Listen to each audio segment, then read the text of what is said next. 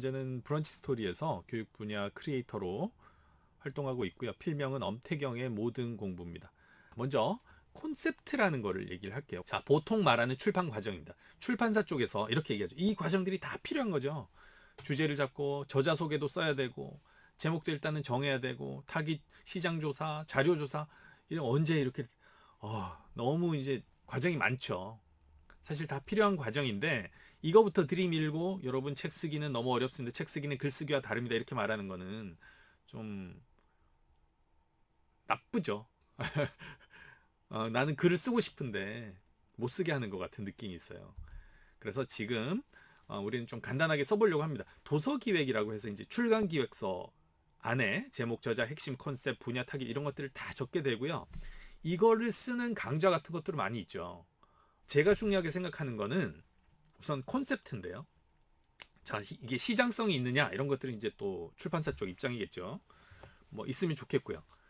그럼 우리는 이제 중요하게 생각해야 되는 건 주제, 콘셉트 이건데요. 결국은 주제 콘셉트를 잡아서 원고를 써내려가다 보면 뭐 목차도 좀 잡히고 또 목차를 그 전에 뭐 기획을 좀 더 빵빵하게 할 수도 있겠죠. 콘셉트가 제일 중요합니다. 콘셉트. 근데 콘셉트가 뭔지를 잘 몰라요. 그래서 제가 콘셉트에 관한 콘셉트라는 말을 제목으로 이렇게 정해놨습니다. 출간 기획서를 쓰더라도 주제랑 콘셉트를 막 거기서 거기로 이렇게 쓰는 분들이 많이 있거든요. 매력적이지 않게. 자, 콘셉트가 뭔지 한번 얘기해 봅시다. 콘셉트에 관한 콘셉트 1번. 타깃이 무엇하기 위해 읽는 무엇이다. 제가 저걸 이제 대학교 1학년 때인가 봤던 책인데 아직까지 출간되고 있습니다. 다시 태어난다 해도 이 길을. 고시생이, 자, 타깃이 고시생입니다. 무엇하기 위해, 용기를 얻기 위해 읽는 무엇, 합격 수기입니다. 너무 컨셉이 명확하죠. 그러니까 고시 준비를 하지 않는 저 같은 사람도 읽었던 것 같아요. 이거 읽으면 막 피가 끓습니다. 예, 공부해야 될 것 같고. 어쨌든 타깃이 무엇하기 위해서 읽는 무엇이다 라는 이게 이제 콘셉트의 정의인데요. 이게 뭐 교과서적인 정의죠. 출판사에서 이렇게 얘기할 겁니다. 왜냐하면 타깃이라는 말이 들어가는 순간 이건 뭔가를 팔겠다는 거거든요. 그래서 뭐 이게 틀린 콘셉트는 아닙니다. 콘셉트에 대한 콘셉트가 아니고 이게 이제 교과서적인 콘셉트의 정의입니다. 이걸 하나 알아두시고 또 이렇게 말씀하시는 분이 있습니다. 콘셉트 잡기는 제목 짓기다. 뭐 틀린 말은 아니죠. 왜냐하면 그 제목 안에 콘셉트가 들어가면 되니까요. 아까 잠깐 앞을 다시 보면 다시 태어난다 해도 이 길을 글쎄요. 잘 제목이랑 뭔가 근데 이제 콘셉트 고시생이 용기를 얻기 위해 읽는 합격 수기란 이 문장이 매칭이 안 될 수도 있죠. 다시 태어난다 해도 이 길을 뭐 고시에 관한 얘기가 아닐 수도 있잖아요. 그래서 제목은 어차피 나중에 후킹하기 위해서 잡는 거거든요. 근데 그 제목을 지을 때 콘셉트를 반영할 수도 있기 때문에 그런 취지의 말인 것 같습니다. 틀린 말은 아닌 것 같아요. 그렇지만 나중에 살펴보겠지만 제목은 콘셉트와 때로는 관계가 없을 수가 있어요. 그냥 후킹하기 위해서 이상한 제목을 막 지을 수도 있어요. 그래서 제목 짓기와 관련은 물론 있다. 이 정도만 이제 말씀드리고 세 번째 이제 요걸 아시면 편합니다. 제목은 단지 관심을 끌기 위한 것이다. 예를 들어 중식 요리집 간판을 보면요. 뭐 이렇게 써 있어요. 짜장면에서 짬뽕 맛이 나는 가게다. 짜장면에서 짬뽕 맛이 나는 가게라고 간판이 걸려 있어요. 왜냐하면 사람들이 그걸 보고 진짜야? 이렇게 들어갈 수 있잖아요. 근데 막상 들어가서 먹어보면 짜장면은 그냥 짜장면 맛이 나고 짬뽕은 그냥 짬뽕 맛이 날 수 있죠. 그래서 제목은 관심을 끌기 위한 것이고 콘셉트는 독자 경험을 설계하는 전략이다. 경영 철학이다. 이제 이게 차별화 포인트가 될 수 있겠죠. 우리 중식당은 무조건 동해바다에서 나는 것만 쓴다. 재료를. 그래서 여러분은 여기 오면 동해바다의 음식을 먹을 수 있다. 뭐 그런 식의. 또 짜장면을 시키면 짬뽕 국물을 준다. 이런 그죠? 그래서 독자 경험을 설계하는 전략입니다. 그런 게 컨셉입니다. 주제는 전달하려는 핵심 가치라서 조금 두루뭉술을 할 수 있습니다. 이 가게는 맛있는 음식을 제공하는 겁니다. 예. 그런 것들이 이제 주제이기 때문에 우리는 콘셉트를 명확하게 하는 것이 정말 중요합니다. 자, 어떻게 정하면 되는지 제가 가르쳤던 대학교 2학년 학생의 동의를 얻어서 사례를 한번 보여드리겠습니다.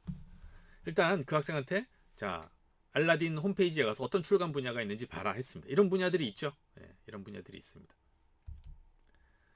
자, 제가 굵은 글씨로 써왔는데요. 자, 이 학생이 이 중에 여행 분야에 관한 책을 쓰고 싶다라고 얘기를 했어요. 아, 조금 안 보이나요? 잠깐만요.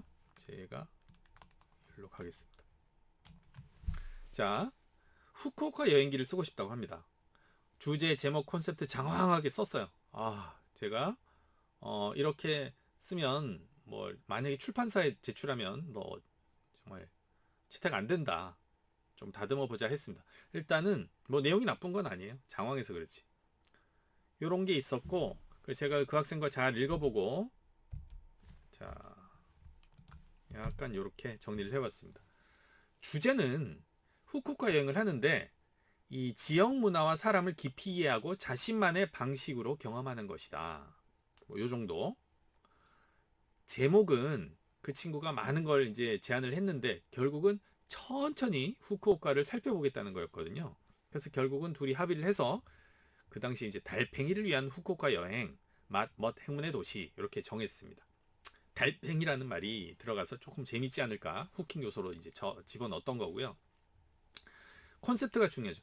맨 마지막 줄을 보시면 현지인 인터뷰, 상점의 주인, 시장 상인 등 지역 주민과의 대화를 통해 지역민의 일상과 후쿠오카의 매력을 생생하게 전달한다. 그리고 감성사진 컬렉션이 있다. 이 두 가지입니다. 사실은. 왜냐하면 이 학생이 어렸을 때 일본에 살았어요. 그래서 일본 말을 잘해. 그래서 현지인 인터뷰를 통해서 그 가게 상점 아저씨들하고 이야기도 하고 막 그렇게 했다는 거죠. 남들이 쉽게 쓸 수 없는 그런 여행기가 되겠죠. 그리고 사진을 잘 찍어. 다른 사람들보다. 그래서 감성 사진. 이 두 가지가 차별화 포인트고요. 독자들의 경험을 이런 식으로 설계를 한 거죠. 결국은 간단하게 정리를 해보면 분야는 여행, 장르는 에세이 또는 실용, 제목은 달팽이를 위한 후쿠오카 여행, 멋 행운의 도시, 이건 부제고요. 뒤쪽은. 자, 후쿠오카를 단순한 관광지가 아닌 삶이 스며든 공간으로 재조명하며 현지인 인터뷰, 감성적 사진과 함께 뚜루뚜루입니다. 그래서 현지인 인터뷰를 하는 것, 감성적 사진을 넣는 것, 이 두 가지가 컨셉트가 되는 거죠. 자, 여러분도 주제, 제목, 컨셉트를 한번 정해 보시죠. 아직 여기 있나요? 여기로 가겠습니다. 자, 타깃의 교과서적인 정의, 그런 것들 다 중요하지만 내가 어렸을 때 일본에서 살았기 때문에 현지인 인터뷰를 할 수 있는 언어적인 능력이 있고 문화 충격이 적고 그죠? 그런 것들 때문에 내가 할 수 있다. 자신을 잘 들여다봐야 되는 그런 것들이 있고요. 또 내가 사진을 많이 찍고 잘 찍는 학생이기 때문에 감성적 사진을 집어넣겠다 하는 그런 것들이 이제 컨셉이 되는 겁니다. 자, 사례를 통해서 정확히 아셨을 것 같고요. 그래서 제가 여러분한테 숙제 검사는 못하지만 숙제는 이런 식으로 왜 두 개를 했냐면 사실 콘셉트는 많이 쓸 수 있어요. 머릿속에. 책은 지금 당장 어떤 걸 한 권을 착수할 수는 있지만 한 두 개 정도, 세 개 정도 생각날 때마다 콘셉트를 정리해 놓을 수는 있죠.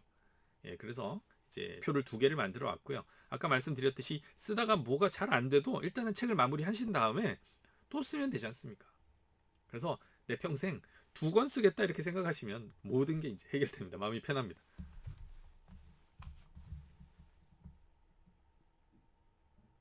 자, 이건 제가 여러분이 주제를 어떻게 발견할지 또 뭐 글감이라고 해도 좋습니다.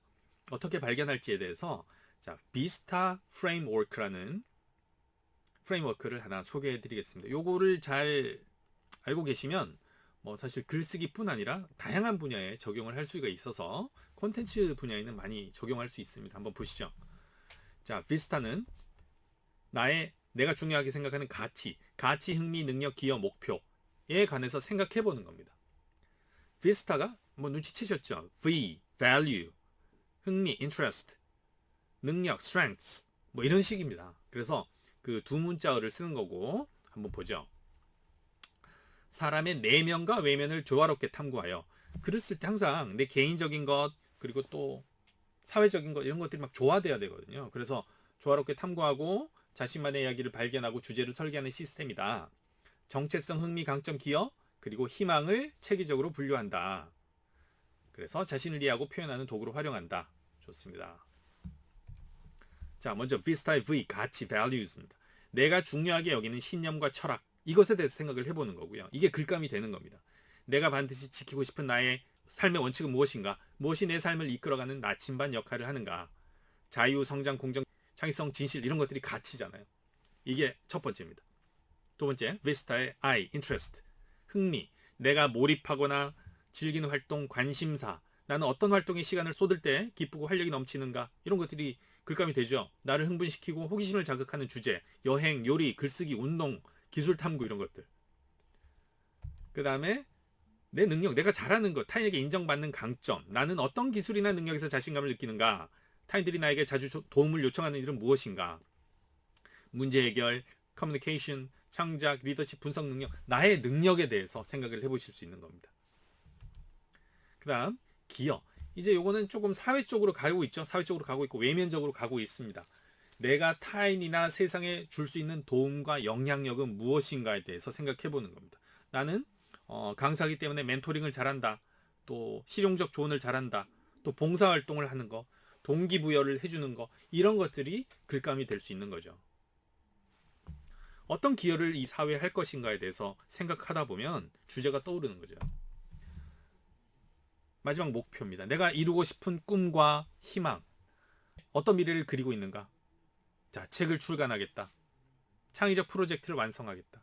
특정 기술을 습득하겠다. 세계 여행을 하겠다. 이런 것들에 대한 자, 베스타. 자, 정리를 해볼게요. 가치, 흥미, 능력, 기여, 목표입니다.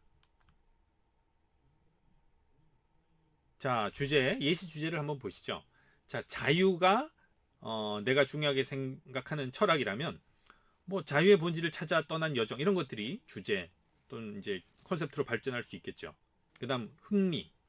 나는 글쓰기를 좋아한다면 글쓰기로 자신을 치유하는 방법도 될 수 있고요. 또 글쓰기로 땡땡땡 이런 예시 주제들이 나올 수 있죠.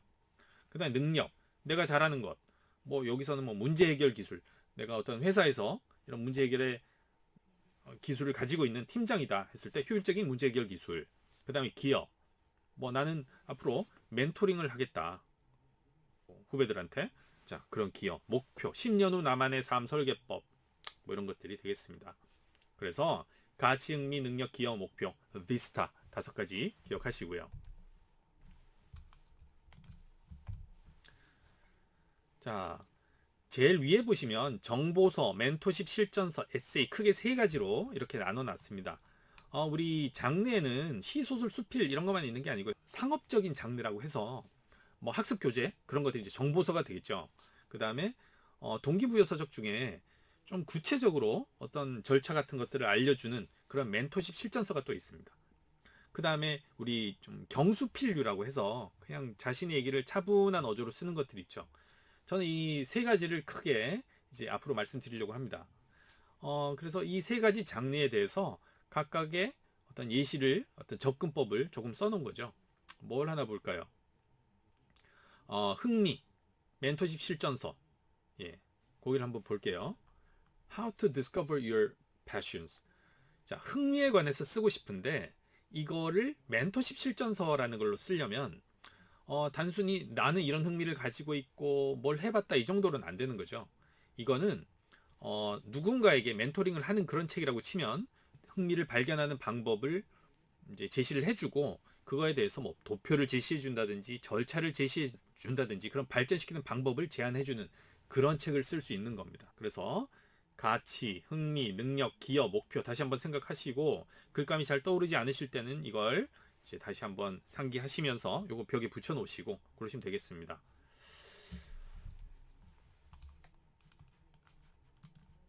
빠르지 않죠? 시간이 없습니다. 요거는 제 이론은 아닌데 브랜든 버처드라는 백만장자 메신저라는 이 책의 내용이라서 잠깐 인용하려고 합니다. 성과 기반 메신저가 될 수 있고 연구 기반 메신저가 될 수 있고 롤 모델형 메신저가 될 수 있다라는 얘기인데, 성과 기반 메신저라는 건 내가 성취한 거, 그러니까 나의 전문적인 영역에 대해서 사람들에게 전해줄 수 있다라는 그런 얘기겠죠. 연구 기반은 사실 이거 많죠. 내가 잘은 모르지만 공부해서 책을 쓸 수 있는 거거든요. 요즘 이런 거 많습니다. 초보가 왕초보에게 가르친다 그러잖아요. 그래서 내가 관심 있는 분야 이런 거에 대해서 뭔가를 진행하면서 글로 남길 수 있는 것 같아요. 아까 앞에서 바라본 비스타 중에 인트레스트 같은 것도 있잖아요. 흥미 부분. 내가 거기에 대해서 완전 전문가는 아니지만 내 취미에 대해서 글을 써볼 수 있는 거죠. 그 다음 롤 모델형. 이거 좀 재밌는데요. 에세이류 같은 데서 많이 먹힙니다. 뭐냐면 내가 사회적으로 되게 성공한 사람이라고 칠게요. 근데 예를 들어 제가 주식 투자에 성공을 했어요. 그래서 수백억을 벌었어. 근데 사람들이 저에게 주식 투자에 대해서만 물어보는 건 아닙니다. 어떻게 살았는지, 삶의 철학은 뭔지, 취미는 뭔지 이런 거에 대해서 궁금할 수 있거든요. 그래서 내가 무언가를 이룬 사람인데 또 잘 살아왔다면 그냥 나의 삶에 대해서 에세이를 쓰면 그거 콘텐츠가 됩니다. 그러니까 제가 꼭 주식 투자에 대해서 쓰지 않아도 된다는 거죠. 주식 투자의 어떤 왕이라고 할지라도. 그래서 제가 이제 글쓰기를 가르치는데 글쓰기에 대해서 되게 유명하고 영향 있는 사람이 됐을 때 사람들이 저한테 글쓰기에 대해서만 물어보는 건 아닐 거 아니에요. 어떻게 그렇게 잘 살아오셨습니까? 이렇게 물어볼 수 있는 거잖아요. 오케이. 그래서 이런 접근법도 있더라는 거 하나 소개해 드립니다. 모델북 찾기, 샘플북이라고도 하죠. 그러니까 이제 자기가 쓰고 싶은 분야에 관해서 서점에 가서 좀 들춰봐야 되는 거죠. 자, 지금부터는 뭐 재밌는 책들 조금 소개해드리고 제가 어떤 모델북을 찾을 때 있었던 일이라든지 이런 것들, 그러다 보면 컨셉에 대해서도 다시 한번 생각해 보실 수 있을 겁니다. 너무 재밌습니다. 보시죠. 먼저 대단한 독서법. 단지 메모만 했을 뿐인데. 근데 대단한 독서법 앞에 저게 있네요. 한 권에 20분. 읽지 않고 이해할 수 있는. 와, 읽지 않은데 이해할 수 있다는 거죠. 대단하죠. 그 다음에 단지 메모만 했을 뿐인데 조그맣게 써 있습니다. 메모가 또 기적을 만든대요. 그 다음에 맨 오른쪽 이제 학습 교재는 사실 중등 문해력 읽기라고 돼 있지만 제일 위에 보시면 한 번만 읽으면 확 잡힌대요. 제가 뭘 말씀드리려는지 아시겠나요? 읽지 않고 이해할 수 있고 메모만 하면 되고 한 번만 읽으면 된다고 하지 않습니까? 너무 쉽죠, 접근법이. 저런 게 제목인 것 같아요. 또 하나, 실제로 이제 제가 샀던 책인데요. 영원으로 시작해서 영원으로 돈이 들지 않아요. 쉽게 접근할 수 있겠죠. 그 다음에 이제 월 1,000만 원 버는 블로그. 또 오른쪽 이제 중장년층 분들은 이제 눈이 그렇지 않습니까? 3분만 바라보면 눈이 좋아진다라고 돼 있습니다. 야, 3분만 바라보면 눈이 좋아진대. 너무 쉽죠. 그 다음 이거는 조금 다른.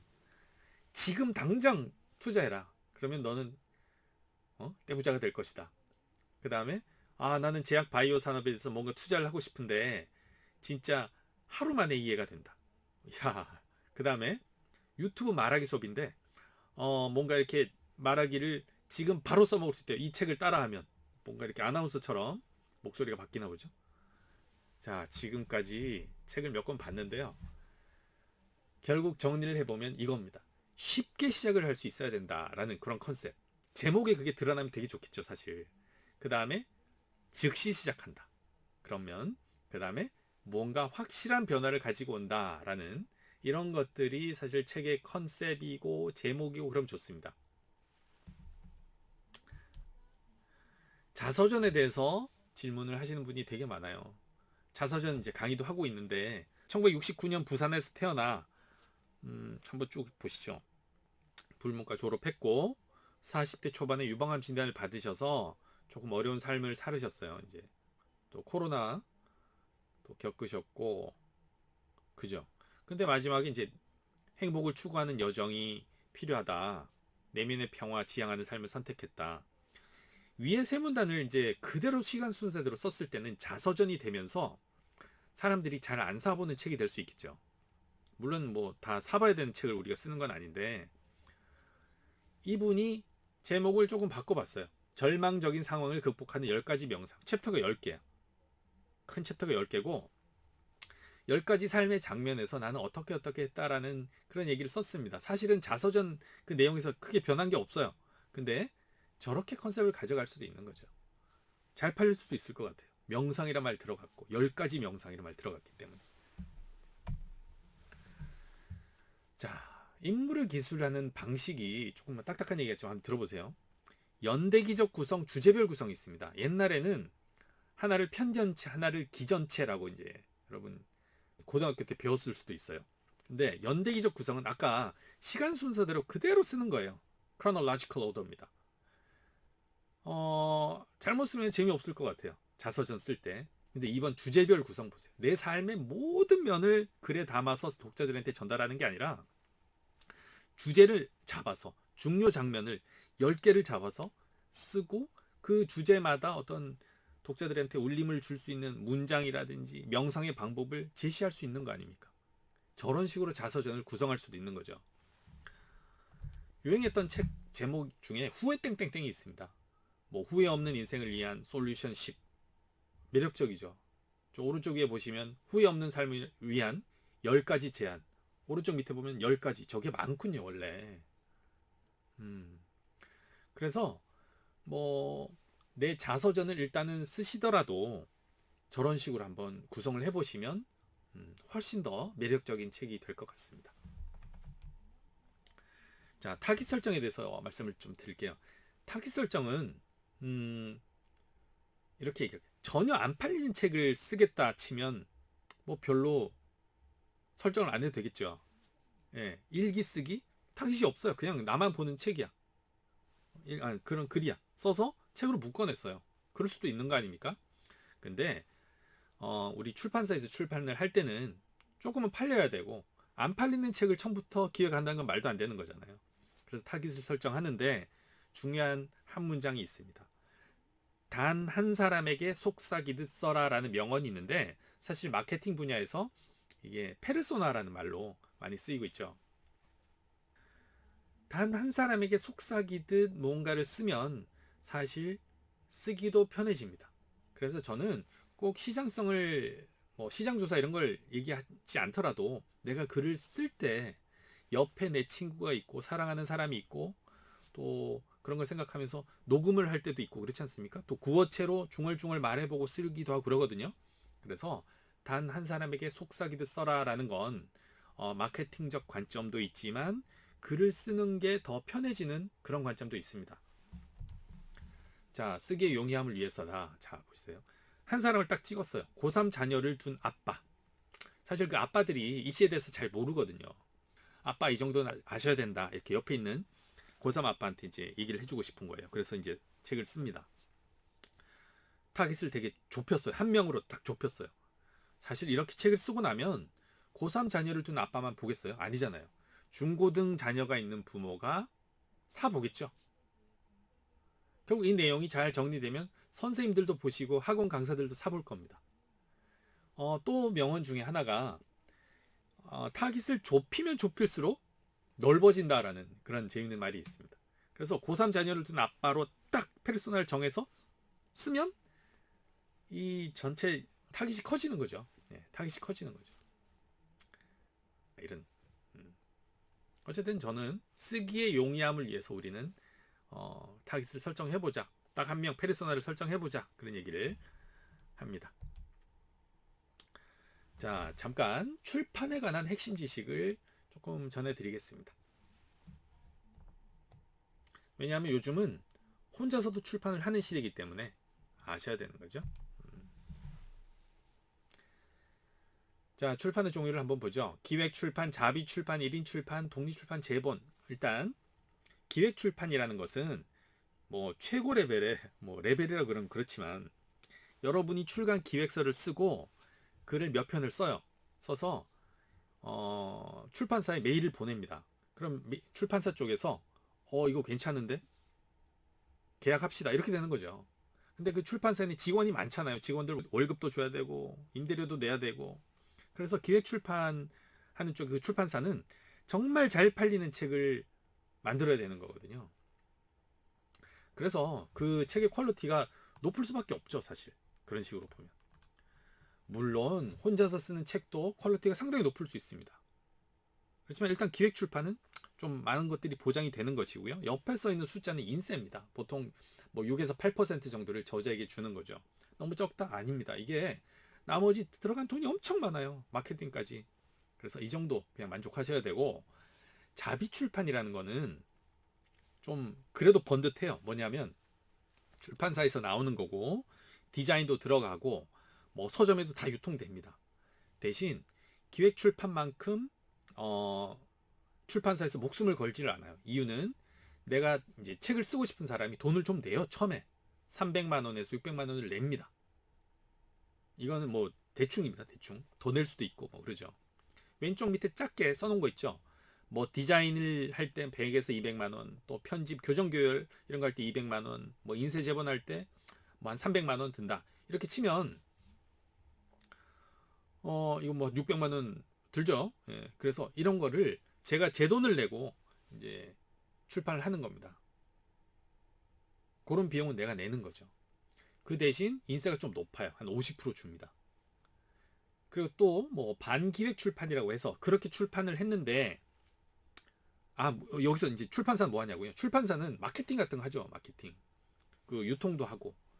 그래서 이제 둘이 이제 협업이죠. 출판사랑 나랑 돈을 좀 반띵해서 이렇게 책을 낸 다음에 인세를 좀 더 받고, 그런 방법이 있습니다.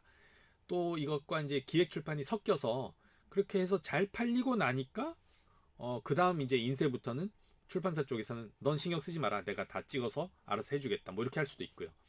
그래서 기획 출판, 자비 출판이란 게 있고, 우선 혼자서 출판사를 차려서 1인 출판을 하는 경우가 있죠. 근데 1인 출판은 뭐 사실 뭐 좀 어렵습니다. 뭐 어떤 면이냐면 사업을 하는 거기 때문에 뭐 비용도 많이 들고요. 처음에 글을 쓰는 것조차 자기가 한다면 어휴, 기획해서 글 쓰고 이게 디자인하고 맡기고 뭐 이렇게 출판하고, 사실 배보다 배꼽이 더 클 수는 있어요. 예. 근데 뭐 이런 출판해서 성공하신 분들도 있기 때문에, 단지 저는 쉬운 과정은 아니라는 거 그만 말씀드립니다. 자, 독립 출판이라는 건 사실 뭐가 핵심이냐 생각해 보면 책이 아닐 수 있다라는 걸 말씀드릴게요. 뒤에 우리 이제 책으로 우리가 등록을 해서 이제 ISBN 같은 걸 따서 팔면, ISBN 좀 이따 말씀드릴게요. 책에 붙이는 번호입니다. 그렇게 하면 도서정가제라든지 뭐 그런 거에 뭐 그런 게 있어요. 예, 그런 거에 걸립니다. 그런 거에 이제 제도상의 제약을 좀 받는데, 독립출판이라는 건 이 만들기는 책으로 만들었지만 책이 아닐 수가 있는 거예요. 그냥 공산품입니다. 일종의. 그냥 이런 마우스예요. 예를 들어. 그래서 이걸 서점에서 유통하지 않고, 왜 독립서점이라고 해서 조그맣게 해서 그런 종류의 책만 유통하는 그런 곳 보셨지 않습니까? 예, 그렇게 해서 뭐 굿즈를 끼워서 팔기도 하고, 여러 가지 이제 그 자체를 책 이외에 공산품으로 보고 여러 가지 이제 마케팅적인 처리를 할 수 있는 거죠. 그리고 또 기획 출판에, 옛날에는 그 기획 출판을 하면 잘 팔리는 책만 써주기 때문에, 이게 받아주기 때문에 내가 내고 싶은 책을 낼 수 있는 방법이 없었어요. 그래서 이제 독립 출판이라는 걸 했었죠. 그래서 뭐 아예 또 뭐 출판이라기보다는 내가 갖고 있는 걸 묶어서 제본하는 형태까지 있었습니다. 그죠? 근데 요즘은 이제는 POD라든지 전자책의 형태들이 이제 쉽게 우리가 그런 걸 통해서 출판을 할 수 있기 때문에, 뭐 모르겠습니다. 옛날에 독립 출판의 뭐 일부가 이런 쪽으로 떨어져 나오겠죠.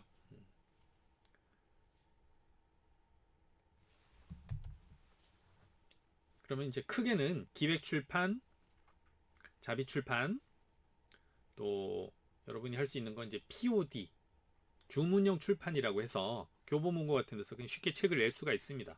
한글로 편집을 해서. 그거 좀 이따 말씀드리고, 전자책도 비용 없이 다 만들어주고 유통을 해주는 거죠. 그 대신 인세를 뭐 조금 주는 거죠. 100% 가질 수 있는 건 아니죠. 그래서 저 정도 수준의 이제 인쇄로 책을 내실 수가 있습니다. 자, 책의 구성 한번 볼까요? 조그만 화면 한번 보시죠. 예, 화면 안 키울게요.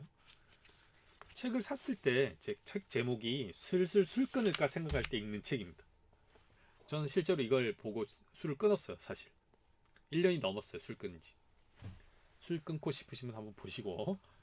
자, 책을 펼치면 이런 색깔이 있는 종이가 나옵니다. 이게 면지예요.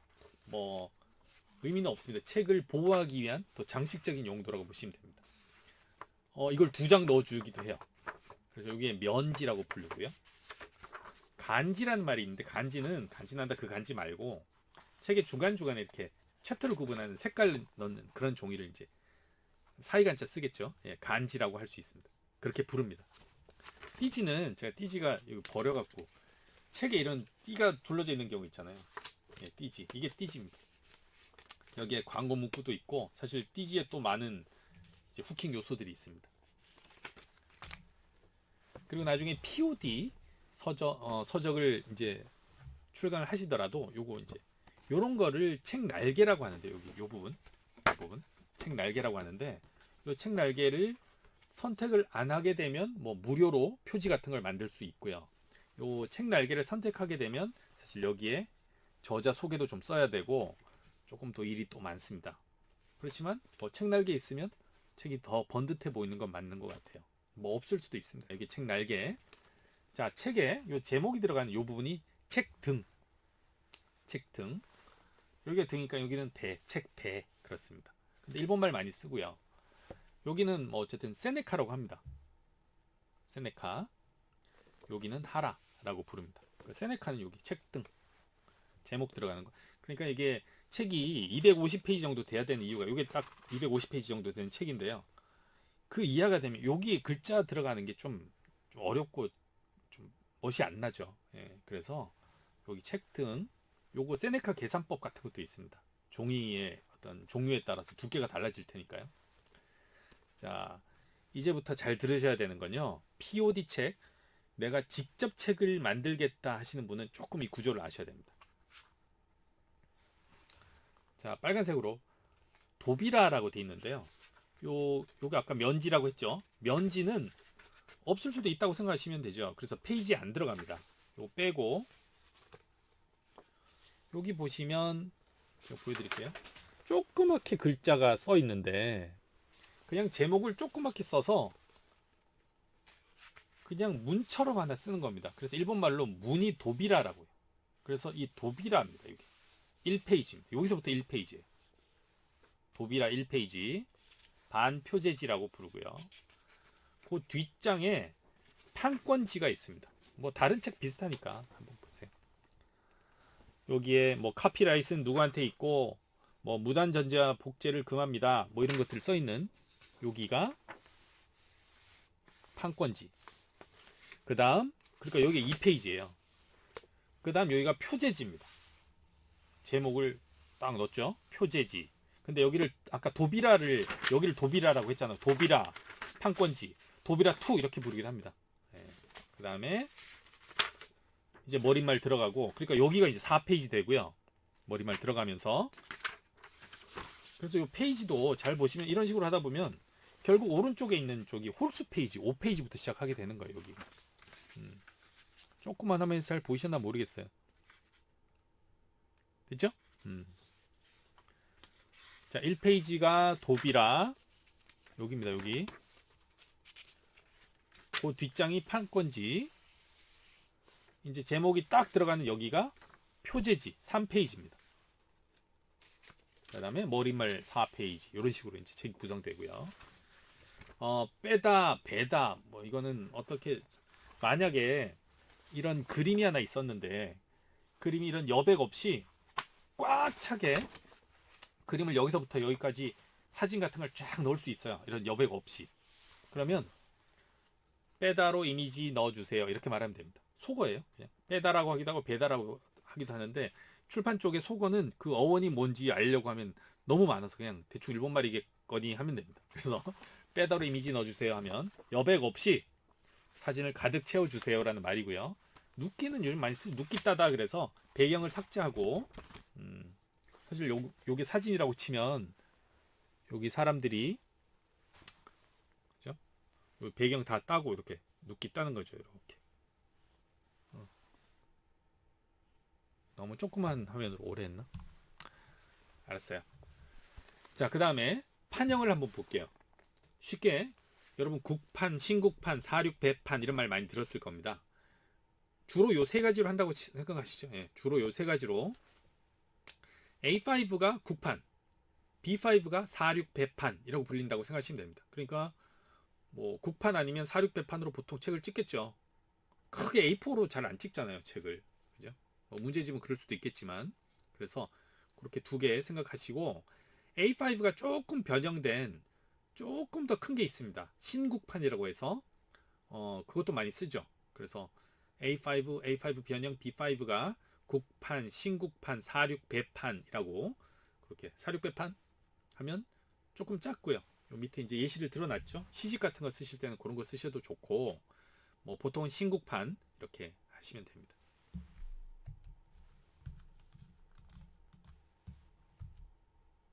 자, 용어 몇 가지 말씀드릴게요. ISBN International Standard Book Number입니다. 그래서 바코드 같은 게 찍혀 있는 거 있잖아요. 여기 조건 화면 보시면 자, 여기 바코드 있죠? 요 밑에 이런 것들이 이제 번호 붙어 있는데 여기 ISBN입니다.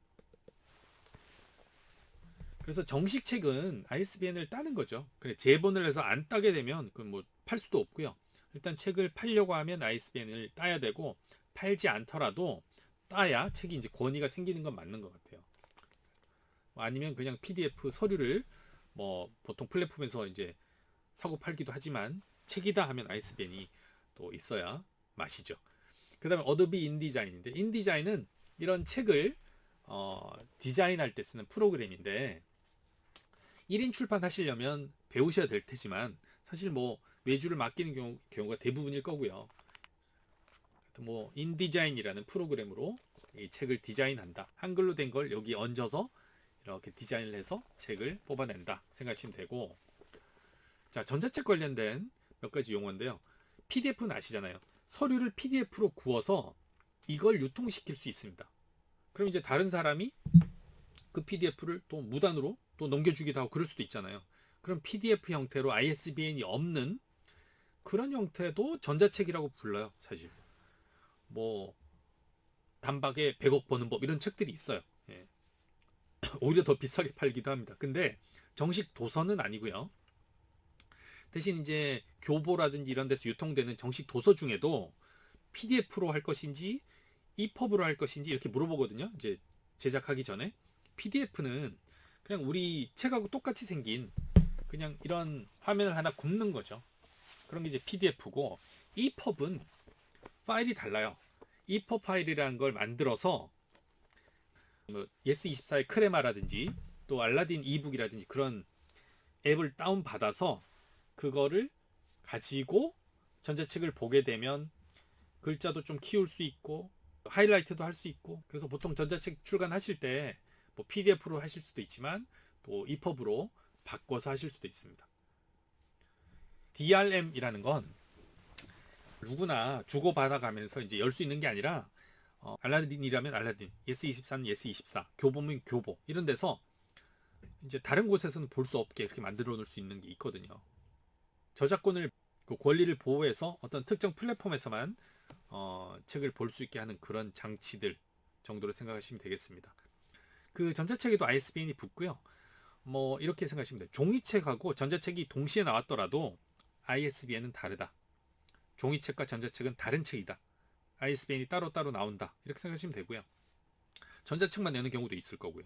종이책만 내는 경우도 있을 거니까요. 대신 뭐 기획 출판할 때 출판사에서 물어봅니다. 그 종이책, 전자책 동시에 진행할까요? 그럼 그건 동시에 진행은 하는 거지만 어쨌든 ISBN은 다르게 따지는 거고요. ECN이라고 해서 전자문서에 관해서 전자 콘텐츠에 대해서 붙이는 번호가 있는데 뭐 이거는 꼭 필수는 아닙니다만 뭐 ECN이란 것도 있다 그렇게 하시면 되겠습니다. 전자책의 경우에는 시길은 그 전자책을 만드는 그러니까 EPUB 파일이라고 했잖아요. 그냥 PDF로 굽는 거는 뭐 어디서든 구울 수 있는데 한글 파일을 EPUB으로 변환해야 된다 하면 시길 같은 프로그램을 써야 됩니다.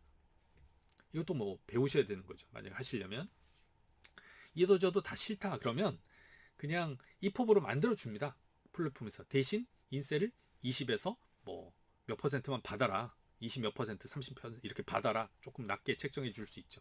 내 비용은 어차피 들지 않고요. 예, 그런 방법도 있습니다.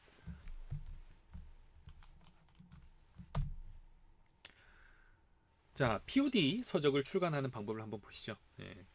먼저 퍼플, 교보문고 퍼플입니다. 교보문고의 디지털 콘텐츠 파트너 시스템이라는 곳에 가입을 하셔서 거기서 출간을 하실 수 있고요. 또 요즘에 유행하는 또 북크크라는 곳이 있습니다. 북크크. 그래서 이곳에서도 가능하십니다. 뭐 어디든 유사하다고 생각하시면 되고요. 양식도 똑같아요. 한글 그 템플릿 같은 것들이 똑같습니다. 전자책은 어디서 내요? 그러면요.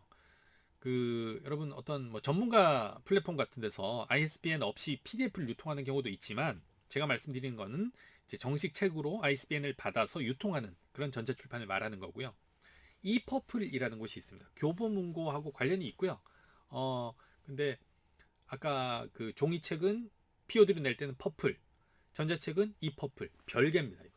그래서 전자책을 내시려면 이퍼플로 가셔야 되고 또 유페이퍼라고 해서 전자 콘텐츠를 전체적으로 다루는 그래서 이 두 군데 주로 활용하실 수 있겠습니다. 조금 구체적으로 보시면 자 아까 POD는 교보문고 디지털 콘텐츠 파트너 시스템 또 북크크 이런 데서 이제 내실 수가 있고 전자책은 이퍼플 유페이퍼에서 낼 수 있는데 자 여기 그 교보문고 디지털 콘텐츠 파트너 시스템에 가시면 템플릿 다운로드가 있어요. 템플릿을 다운로드 받으시면 거기 한글 파일 또는 워드 파일이 나옵니다. 거기에 책을 쓰셔서 잘 교정 교열을 직접 하셔서 파일을 넘기시면 책을 일단 찍지를 않아요. 그러니까 이제 그게 비용이 안 드는 거죠. 파일만 갖고 있다가 누가 주문을 하면 그때 그걸 소량으로 찍어서 한 권이라도 찍어서 파는 시스템입니다. 그래서 비용이 들지 않는다는 그런 너무 좋은 그런 장점이 있죠. 그래서 내가 내 책을 비용 없이 그냥 많이 팔진 않아도 찍어내겠다 하면 POD 방식을 채택할 수 있고요. 대신 제작해서 배송까지 뭐 일주일씩 걸리기 때문에 조금 매력도가 떨어지죠. 그래서 차라리 또 좀 공격적으로 팔아보겠다 그러면 전자책을 또 내실 수도 있겠고요. 그래서 일단은 교보문고 디지털 컨텐츠 파트너 시스템에 가셔서 가입하시고 템플릿 다운 받으셔서 이제 책을 만드셔서 퍼플에서 출간을 하시거나 그래서 퍼플이라는 로고가 찍히죠. 출판사 로고로. 또는 북크크 마찬가지로 오른쪽 밑에 이 북크크에서 원고를 서식을 다운 받으셔서 그러면 이제 북크크라고 출판사 이름이 이제 찍혀서 나오는 겁니다. 이북 같은 경우는 이 퍼플에서 또 제작 신청을 하시면 되는데 거기도 원고 템플릿이 있죠. 이 퍼플에도. 근데 전자책은 어차피 EPUB 형태로 만드실 거면 뭐 거기서도 이제 EPUB 쪽에서도 얘기하는데 가지고 계신 원고를 주시면 알아서 만들어 주겠다 이렇게 친절하게 그렇게 쓰여 있습니다. 자, 요즘 출간을 이제 POD나 전자책으로 쉽게 할 수 있는 그런 상황이어서 조금 이제 글 쓰는 것을 어떤 식으로 좀 스스로에게 푸시를 가할 수 있을까 조금 생각해 보려고 합니다. 조정래, 황석영, 또 박범신 이런 분들 너무 거장들 아닙니까? 이 책 들어보셨을 것 같은데요. 이 공통점이 뭐냐? 너무 유명한 작가다 이런 거 말고 다른 공통점이 하나 있습니다. 마찬가지죠? 네. 이런 책들은 모두 자, 이제 눈치채셨을까요? 보시면 이 책들은 다 브런치라는 곳에서 그죠? 상을 타고 브런치 대상 수상작이라고 이제 붙어 있지 않습니까?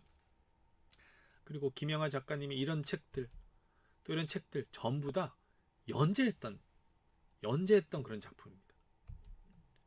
그래서 요즘 트렌드는 선연재 후출간이에요. 그래서 내가 한 편씩 한 편씩 글을 써서 독자들의 반응도 좀 보고 그래서 출간할 수 있습니다. 매주 내가 한 편씩 한 편씩 글을 써서 이게 쌓이면 결국 책이 되는 그런 시스템을 요즘에 많이 플랫폼에서 제공을 하고 있습니다. 그래서 기획 출판을 꼭 하시지 않더라도 출간할 수 있는 방법은 많다라는 거 말씀드리고, 또 한 번 글을 쌓는 것이 너무 중요합니다. 자, 재료에 보시면 파이퍼라고 있죠. 또 밀리 로드입니다. 밀리의 서재 밀리 로드, 그리고 브런치 스토리. 브런치 스토리는 작가로 승인을 받는 과정이 있습니다. 엄청 어렵다고 말씀하시는 분도 있고요. 한 번에 쉽게 되신 분도 있고, 그래서 일단 승인을 받으신 다음에 글을 올리실 수 있는 곳은 브런치 스토리고요. 다른 곳은 그냥 올리실 수 있습니다. 그래서 파이퍼든 밀리로드든 브런치 스토리든 매주 정해진 날에 한 편씩 한번 글을 완성해 보시죠. 뭐 일주일에 2편씩 해도 좋습니다. 그렇게 연재를 한다 생각하시고 그렇게 해서 계속 글을 써 가시면 불과 몇 달 안에 책 한 권 분량의 글이 완성되는 거죠. 이게 제일 중요합니다.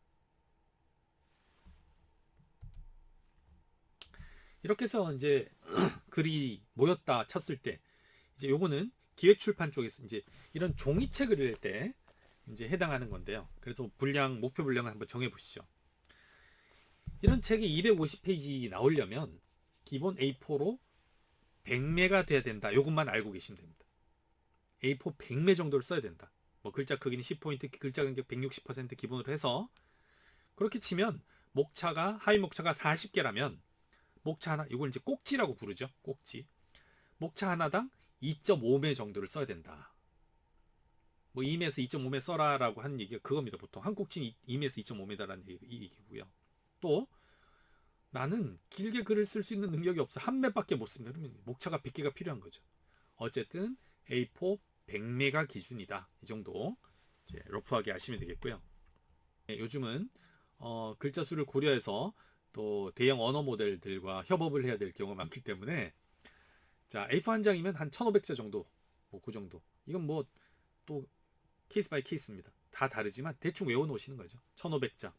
그럼 이제 A4 2장에서 2장 반이면 한 3000자에서 5000자 가량, 4000자 정도 이렇게 외워 놓으시면 되겠습니다. 그래서 그냥 짧은 글로 한 꼭지를 쓰신다면 한 1500자로 쓴다 생각하시고, 그냥 일반적인 A4 2장에서 2장 반 정도의 한 꼭지를 쓰신다 생각하면 4000자 정도다 이렇게 생각하시면 되겠습니다. 원고지는 요즘은 뭐 그렇게 뭐 생각 안 하셔도 될 것 같습니다. 자, 어떤 책을 쓸 수 있는지를 한번 보려고 합니다. 전략적 장르 기획입니다. 커머셜 퍼블리싱을 위해서. 그래서 우리가 알고 있는 시, 소설, 수필 이런 걸 이제 뛰어넘어서 진짜 우리가 책을 쓴다라고 생각했을 때 어떤 것들이 있는지 자세히 살펴보겠습니다. 먼저 자, 서사의 컴퍼스라고 해서 제가 한번 설명을 드려보죠. 글이라는 게 또는 책이라는 게 개인만을 위한 것이 있을 거고요. 사회를 위해서 쓰는 게 있을 겁니다. 이 스펙트럼 사이에 어딘가 있을 것 같습니다. 만약에 남에게 보여주지 않고 밀실에서 나 혼자 쓴다 치면 그건 일기죠. 또 나는 쏙 빼고 완전 딱딱한 학술 논문에서 뭔가 이론을 펼친다 하면 그건 오른쪽에 사회 쪽으로 갈 것 같습니다. 그래서 항상 개인적인 글이냐 또는 사회를 고려한 글이냐 그 사이에서 글이 왔다 갔다 하는 것 같고요. 제가 중요한 원칙 하나를 미리 말씀드리면, 승기승전결이라고 했지 않습니까? 기승전결 많이 들어보셨죠? 제가 뭔가 잘못 쓴 게 아니고요. 개인적인 글을 쓸 때 좀 재밌게 쓸 때 기승전결도 좋지만 위기에 해당하는 어떤 승을 먼저 앞에 툭 던져놓고 글을 시작하는 방법이 있습니다.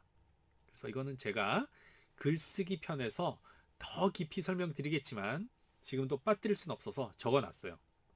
그래서 뭔가 사건이 긴장감 있는 그런 부분을 먼저 앞에 써놓고 시간을 다시 거슬러 올라간다든지 이런 방법들이 있을 겁니다. 사회적인 글을 쓸 때는 이론이나 사례가 빠방해야 되는 거죠. 예.